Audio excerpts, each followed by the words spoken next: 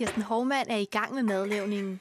Noget, der tidligere voldte hende store problemer, og ofte endte med, at vandet kogte over. Så havde jeg jo svært ved at koordinere det der med at få sovs, kartofler, grøntsager og kød færdig på én gang. For 6 år siden blev Kirsten Hovmand ramt af en blodprop i hjernen.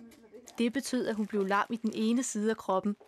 Efter en længere genoptræning af hendes gangfunktion, var der stadig mange ting, hun ikke kunne. Blandt andet så har min hukommelse været rigtig dårlig.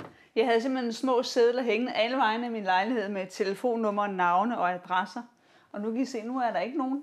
En ny dansk opfindelse har hjulpet Kirsten Hovmand til at kunne udføre dagligdagens opgaver igen. Jeg kan lave en god middag til mine venner og til mine børn, uden de absolut skal komme og hjælpe. Det er jo fedt at kan de ting igen. Henrik Detterberg er opfinderen bag redskabet, som Kirsten Hovmand nu har trænet med i 7 måneder. Ideen med Inimove her, det er at stable skiverne. Og skiverne er forbundet med kuglelejer, og så sidder der magneter i, så de kan låse sammen.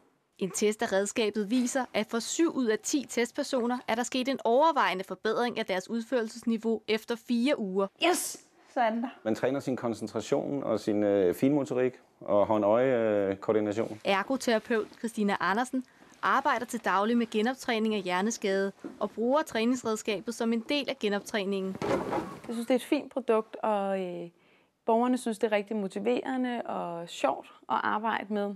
Men det kan ikke stå alene.